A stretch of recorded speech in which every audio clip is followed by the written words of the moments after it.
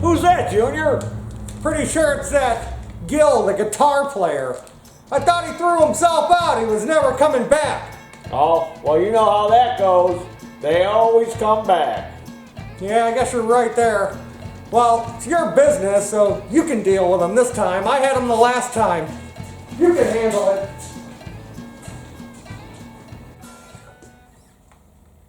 Oh, hey, Gil. What are you doing here? I thought you said you's never coming back. Yeah, it's been a while since I've been here, Rocker. You guys still clean carburetors? Yeah, why wouldn't we? That's what we do. This is the lawnmower shop. We clean carburetors. Oh yeah? That's rockin'.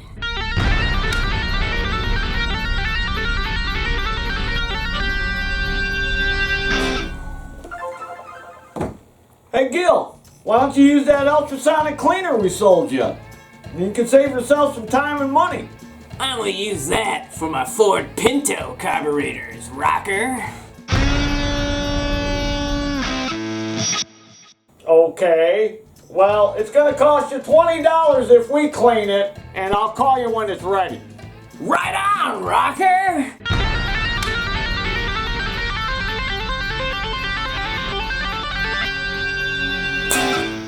Hey, Taryl, you like to rock, don't you, Rocker?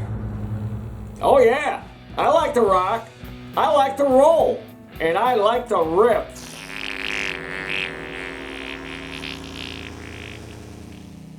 Sweet! I like to rip too, Rocker. Hey, you ever get any bass players or drummers coming in here? I'm trying to start a band. Well, speak of the devil, Junior here plays the drums. I don't think so. I gotta go. Sorry, I guess I don't know anybody, Rocker. Pterodactyl here. Today's how-to video is going to be on the ignition system on this here Briggs twin cylinder and some of the problems they have with the ignition that you also may be experiencing. And it all has to do with the kill wire. Okay, on these twin cylinder motors, they have a kill wire, and inside this little thing here is two diodes. You're probably saying, what's a diode? What does diode do? Well, I'm going to tell you what it does. So as you notice, it's got two wires coming out, and each wire goes to a tab on the ignition coil. And then the other wire is just a single wire, which is this black one that runs into this harness. So we're going to go on the bench, and I'm going to explain about the coils, how they work, and how that kill wire works, and then I'm going to show you a couple little tricky things and stuff, and all that kind of stuff. Okay, here's a couple of Briggs and Stratton coils. This is a newer version. This is an older version, and I kind of highlighted on them that they do have some writing on them. This is important. This side out, cylinder side. So if you put these on backwards, they won't work. See, cylinder side. It also says this side out, but I wrote 12 horsepower on it because that's what it's for. And it's got a tab, a single tab. That is the kill tab. And all that does is when you turn the key off, it sends a connection to ground. So to explain that better to you, it would be like if you just had a wire like this and you just touched it to ground, you're going to kill the motor. That's all that tab does. So if this was bolted on the lawnmower and I took a wire like this and touched it to ground, it would kill it. Okay, does that make sense? That's all it does. So these coils either work or they don't work. That's how you test them. You've probably seen that in some of my other videos. I go over that. But that's how it is. It's not like, oh, what's the ohm reading? Oh, let's get a meter and test it. That's a lot of nonsense. Just pull the kill wire off. Check it for spark. If it ain't got no spark, it's garbage. Get a new coil. All right, this is the kill wire that they put on their twins. They put them on the Intex, they put them on the Vanguard. Now, it's got a protective coating on there, some heat shrink that I stripped off so you could see. These are diodes. And if you want to know what a diode does, I'm not going to tell you. Look it up on the inner screen. No, I'm just joking with you. Think of a diode as a check valve. Because what a diode does is it lets current flow through one way and not back through the other way. It'll only let voltage go through one way, or current. It can't go back the other way. So if you want to test a diode, I'm going to get the meter and show you how to test it. So I got my meter, and I got it set here to ohms. And that little symbol there with the arrow and the little straight line, that's diode. So on my meter, I hit mode until that little symbol comes up there. That's the symbol for a diode. So we got single wire here. Clamp one end of that and the other end to either one of these because they have a diode hooked to it. And watch. See, we get a reading. No reading, I touch it, we get a reading. Current is flowing through. Now if I swap the red and the black, I should get nothing. It'll just stay with that, OL. See? So that means the current isn't passing back through there. It's only letting it go through one way. See, when I hook this to this way, I get a reading. Here's the other wire. Same thing. I just get a little bit of a higher reading with the ohms. But we just want to know that it's passing through. We're getting a reading. So those diodes are good. If these diodes were bad, when I hooked this up, I would get a reading both ways.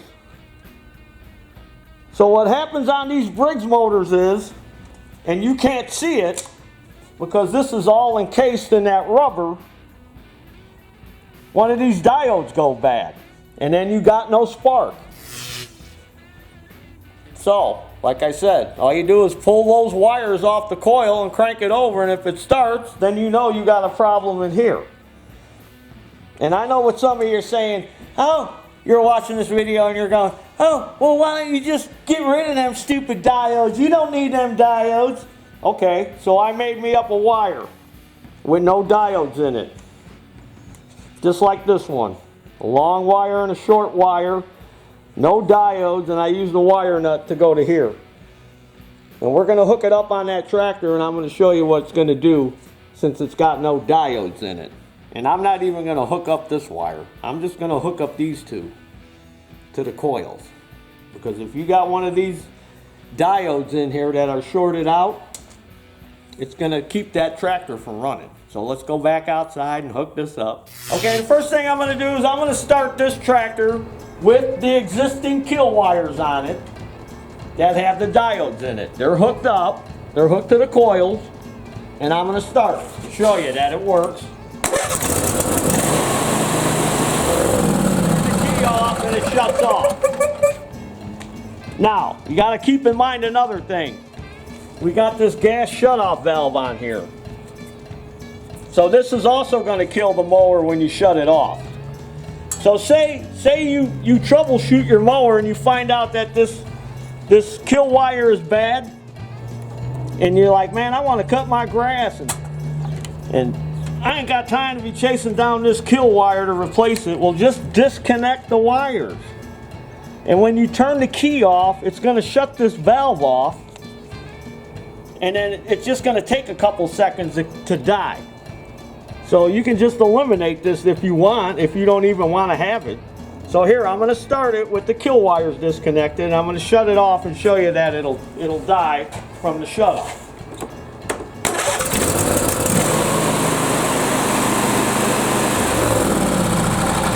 See, it just takes a couple seconds to shut that fuel off. All right, so here's my homemade kill wire. This would be the one going to the ignition switch that would be here. And these would be the two going to the coils. So I'm just going to hook up one to that tab. Because I've had this where these tractors come in and it's got no spark. First thing I did is unplug the wires. It started, and then I'm like, okay, probably one of them diodes is bad. Now that other tab is under here. I don't know if Mr. Cameraman can get in on that. Can you see that, Mr. Cameraman? It's right there. Okay, now I'm going to start it.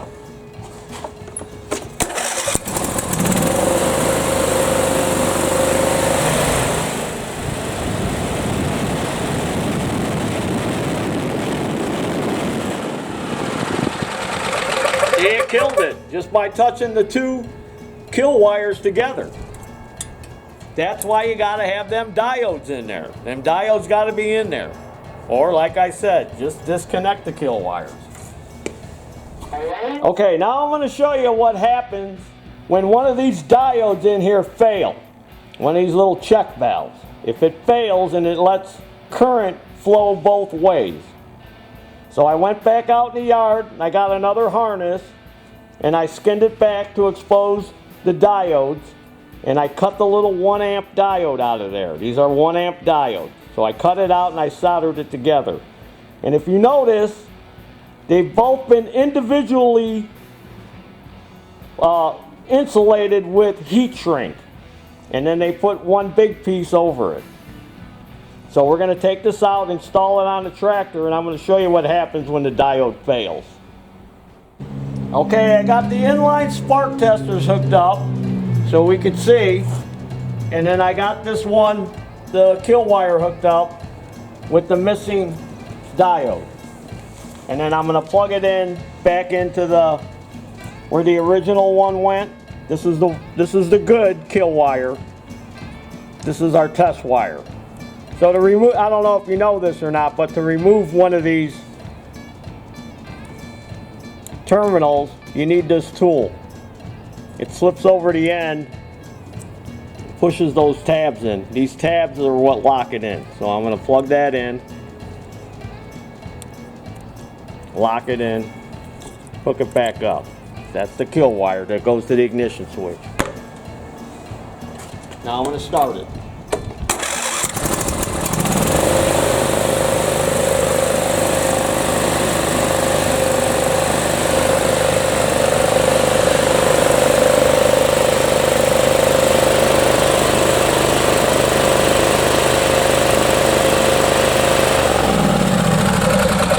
See what happens when one of them diodes fail? You're only going to get spark to one coil. This coil had no spark going to it. Okay, so we're going to follow the wire. And that's the one that's got the diode in it. And that was the coil that wasn't sparking. The one I removed the diode on was the coil that was sparking. So you may test your mower and go, oh, I got a bad coil on one side. Go and buy a new coil, put it on there, check it again. Oh, still got no spark. You see it ran, it started, but it's only running on one cylinder. So that's something you need to check. That's why you gotta check it. Gotta have them diodes in there. So you may have a mower that's got no spark and you'll probably go out and buy 2 new coils, put the coils on, hook them kill wires up, and still got no spark. And you're scratching your head, what the heck is it? Because you don't know that inside here are those 2 little diodes. So there, I hope that helps you in troubleshooting maybe a no spark problem you might be having on your Briggs engine, V-twin Briggs Intertech engine, whatever this piece of crap is. And remember to follow me. Follow me on Instagram and Facebook. And we have giveaways and all kind of stuff. Subscribe to my YouTube channel. Subscribe. Please subscribe. And there's your dinner. See, it says right there. There's your dinner. There's your dinner. Woo! Dinner time. Thanks for cleaning this, Rocker. So it's all good to go then, huh? Yep, all ready to go. Rocker. Great. Hey, I'm working on this other mower. It's not for like an old lady or anything. It's another one of my personal mowers, Rocker. But I'm having some troubles getting it up to speed. You have any ideas what that could be? Yeah, is there a throttle cable on it? Well, there's this lever on the handle, and it's got a couple animals on it. But I didn't want to mess with it, because I don't want to break it, Rocker. You're not gonna break anything. That's the throttle cable.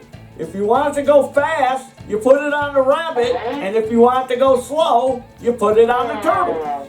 I think I get what you mean, but not entirely sure that it's a turtle. Kinda looks more like a tortoise. Well, whatever. They're both the same thing anyway. Oh, right on, Rocker.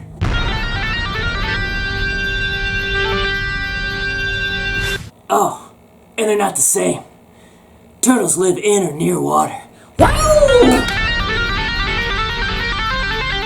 Tortoises live on land. Rocker. Okay, Gil, you got everything you need? You can buzz off now. Alright, Rocker, sounds good.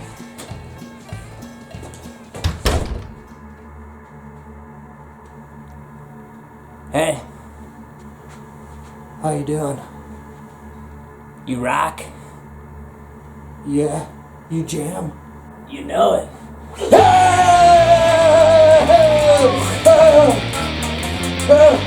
Whoa! Oh, sick! Sounds pretty good! Yeah!